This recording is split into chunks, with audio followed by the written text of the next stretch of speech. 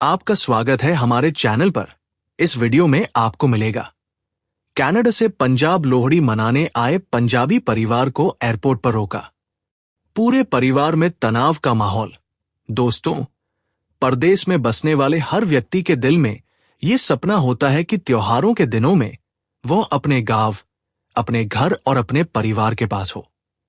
खास तौर पर जब बात लोहड़ी की हो तो पंजाबियों का उत्साह संभाले नहीं संभलता। ऐसा ही एक अरमान लेकर कनाडा के टोरंटो शहर से एक हंसता खेलता परिवार पंजाब की धरती पर लोहड़ी मनाने के लिए पहुंचा था। उनके मन में लाखों उम्मीदें थी। बैगों में तोहफे थे और आंखों में अपने बुजुर्ग माता पिता से मिलने की तड़प थी। लेकिन किसी ने सोचा भी नहीं था कि वतन की मिट्टी पर पैर रखते ही उनके साथ कुछ ऐसा होगा जो उनकी सारी खुशियों को पलों में ही चिंताओं में बदल देगा। अमृतसर के हवाई अड्डे पर उतरते ही जब ये परिवार इमिग्रेशन काउंटर पर पहुंचा तो अचानक अधिकारियों ने उन्हें रोक लिया। शुरुआत में तो लगा कि शायद कोई मामूली पूछताछ होगी, लेकिन जैसे जैसे समय बीतता गया माहौल गंभीर होता गया। जो परिवार ढोल की थाप पर भांगड़ा डालने के सपने लेकर आया था, वो एयरपोर्ट के एक बंद कमरे में बैठा परेशानी के आलम में डूब गया। ये घटना न सिर्फ उस परिवार के लिए बल्कि बाहर इंतजार कर रहे उनके रिश्तेदारों के लिए भी एक बहुत बड़ा झटका बन गई, जिसने लोहड़ी के जश्न को फीका कर दिया। ये घटना सिर्फ एक घटना नहीं, बल्कि हर उस प्रवासी भारतीय के लिए एक सबक है जो विदेशों से वापस आता है। बात शुरू होती है जसविंदर सिंह और उनके परिवार से, जो पिछले 10 सालों से कनाडा में मेहनत मजदूरी करके अपना भविष्य संवार रहे थे। जसविंदर सिंह, उनकी पत्नी मनप्रीत कौर और उनके 2 छोटे बच्चे, जिनका जन्म कनाडा में ही हुआ था, इस बार पंजाब आने के लिए बेहद उतावले थे। कारण यह था कि जसविंदर के छोटे भाई की शादी थी और घर में नवजात पोते की पहली लोहड़ी मनाई जानी थी। कनाडा से चलते समय उन्होंने ढेर सारी शॉपिंग की, बच्चों के लिए पंजाबी कपड़े खरीदे और रिश्तेदारों के लिए कनाडा की सौगातों से बैग भर लिए। जहाज में बैठते ही बच्चे बार बार पूछ रहे थे कि दादा दादी कब मिलेंगे और गांव कब आएगा। सफर के दौरान उनके चेहरों पर सिर्फ मुस्कुराहट थी और वे आपस में बातें कर रहे थे कि कैसे एयरपोर्ट से उतरकर सीधा गुरु घर माथा टेकने जाएंगे और फिर गांव जाकर लोहड़ी का बड़ा जश्न मनाएंगे। उन्हें इस बात का जरा भी अंदाजा नहीं था कि कागजी कार्रवाई की एक छोटी सी लापरवाही या गलतफहमी उनके इस सुनहरे सफर में इतनी बड़ी रुकावट बन सकती है। ये उम्मीद और खुशी का माहौल उस समय तक कायम रहा जब तक जहाज अमृतसर के राजा सांसी हवाई अड्डे पर लैंड नहीं हुआ। जहाज उतरने के बाद जब सारे यात्री अपना सामान लेने और बाहर निकलने की जल्दी में थे, जसविंदर सिंह का परिवार भी बड़े चाव से इमिग्रेशन लाइन में लग गया।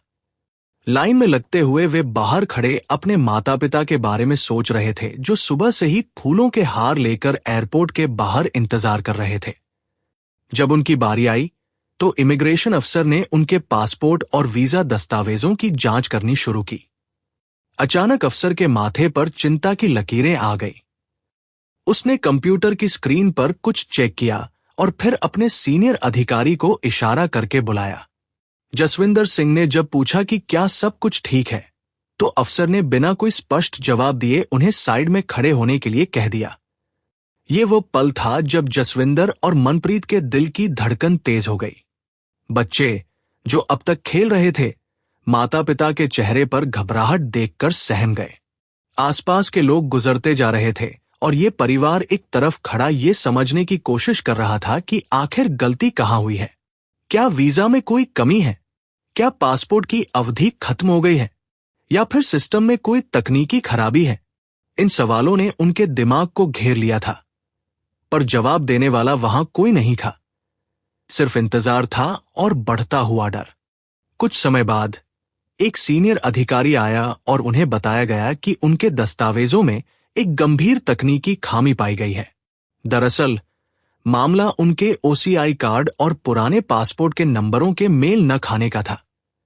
नियमों के मुताबिक जब नया पासपोर्ट बनता है तो कई बार ओसीआई से जुड़ी जानकारी अपडेट करनी पड़ती है, जिसके बारे में जसविंदर सिंह को पूरी जानकारी नहीं थी या शायद एजेंट ने गलत गाइड किया था।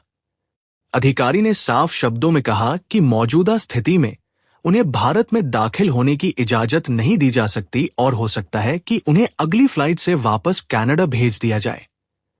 ये सुनते ही मनप्रीत कौर के पैरों तले से जमीन खिसक गई। वापस जाना? इतने खर्च और इतने अरमानों के साथ आने के बाद बिना माँ बाप को मिले वापस जाना किसी बड़े सदमे से कम नहीं था। वे अधिकारियों के आगे हाथ जोड़ने लगे, अपनी मजबूरी बताने लगे कि घर में लोहड़ी का फंक्शन है और पूरा परिवार इंतजार कर रहा है, पर कानून और नियम भावनाओं से नहीं चलते। एयरपोर्ट के उस ठंडे कमरे में परिवार का रोना धोना शुरू हो गया।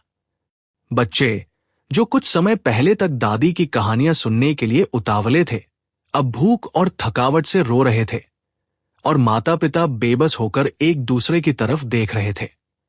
दूसरी तरफ एयरपोर्ट के बाहर खड़े परिवार के सदस्यों का हाल भी बुरा था। फ्लाइट लैंड हुए 2 घंटे बीत चुके थे। बाकी सारे यात्री बाहर आ चुके थे, लेकिन जसविंदर और उसका परिवार कहीं नजर नहीं आ रहा था। जब फोन मिलाने की कोशिश की गई तो फोन भी संपर्क से बाहर जा रहे थे, क्योंकि इमिग्रेशन या कस्टम एरिया में कई बार फोन इस्तेमाल करने की इजाजत नहीं होती या सिग्नल की समस्या होती है। बुजुर्ग माता पिता जो हाथों में मिठाई के डिब्बे पकड़े खड़े थे, अब बेचैन होने लगे। उनके मन में तरह तरह के बुरे ख्याल आने लगे। क्या कोई सामान खो गया है? क्या किसी की तबीयत खराब हो गई है? या फिर इमिग्रेशन वालों ने रोक लिया है? बाहर खड़े रिश्तेदार बार बार शीशे वाले दरवाजों की तरफ देखते, पर हर बार निराशा ही हाथ लगती। ठंडी हवा के बावजूद उनके माथे पर पसीना आ रहा था। गांव से भी बार बार फोन आ रहे थे कि पहुंच गए कि नहीं, लेकिन यहां जवाब देने के लिए किसी के पास कोई शब्द नहीं थे। वो खुशी का माहौल जो सुबह घर से चलते समय बना था, अब एक गहरी चिंता और तनाव में बदल चुका था। हर गुजरता पल उनकी बेचैनी को बढ़ा रहा था। अंदर जसविंदर सिंह हार मानने के लिए तैयार नहीं था। उसने अधिकारियों से विनती की कि उन्हें दिल्ली स्थित हेड ऑफिस या किसी उच्च अधिकारी से बात करने दी जाए। उसने अपने सारे पुराने दस्तावेज, अपनी कनाडा की नागरिकता के सबूत और पंजाब में अपने घर का पता दिखाया। कई घंटों की जद्दोजहद और तनाव के बाद प्रशासन ने मानवता के आधार पर उनके केस को दोबारा विचारा। ये पाया गया कि गलती जानबूझकर नहीं की गई थी, बल्कि ये नियमों की जानकारी न होने के कारण हुई थी। आखिरकार लंबी कागजी कार्रवाई और कुछ जरूरी अंडरटेकिंग, लिखित भरोसा लेने के बाद अधिकारियों ने उन्हें टेम्पररी लैंडिंग परमिट या कुछ शर्तों पर एंट्री देने का फैसला किया। उन्हें हिदायत दी गई कि वे आने वाले दिनों में स्थानीय F.RRO दफ्तर में जाकर अपनी स्थिति स्पष्ट करें और दस्तावेज पूरे करें। ये सुनते ही परिवार की जान में जान आई। भले ही उन्हें एयरपोर्ट पर 5 से 6 घंटे रुकना पड़ा और भारी मानसिक परेशानी झेलनी पड़ी, लेकिन वतन वापसी की उम्मीद फिर से जाग गई थी। मनप्रीत कौर की आंखों से बह रहे आंसू अब खुशी के आंसुओं में बदल रहे थे। इस पूरी घटना से हमें ये सीख मिलती है कि जिंदगी के सपने और खुशियां बहुत अनमोल होती हैं, लेकिन इनका आनंद लेने के लिए जागरूक होना बहुत जरूरी है। दोस्तों, इस कहानी का मोरल ये है कि विदेशों से आते समय सिर्फ टिकट और शॉपिंग ही जरूरी नहीं होती, बल्कि अपने पासपोर्ट की वैलिडिटी, वीजा नियम और OCI कार्ड से जुड़ी शर्तों को ध्यान से पढ़ना और समझना सबसे महत्वपूर्ण है। एक छोटी सी गलती आपके लाखों के खर्च और परिवार की खुशियों को मिट्टी में मिला सकती है। साथ ही ये घटना हमें सब्र और हिम्मत रखने का संदेश भी देती है, क्योंकि मुसीबत के समय घबराने की बजाय संयम से बात करने और नियमों का पालन करने से ही हल निकलता है।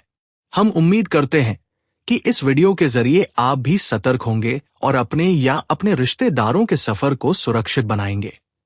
अंत में आप सभी को लोहड़ी की बहुत बहुत मुबारकबाद और परमात्मा सबको ऐसी मुश्किलों से बचा कर रखे। अगर आपको ये वीडियो अच्छी लगी तो कृपया हमारे चैनल को सब्सक्राइब और वीडियो को लाइक जरूर कर लें। धन्यवाद।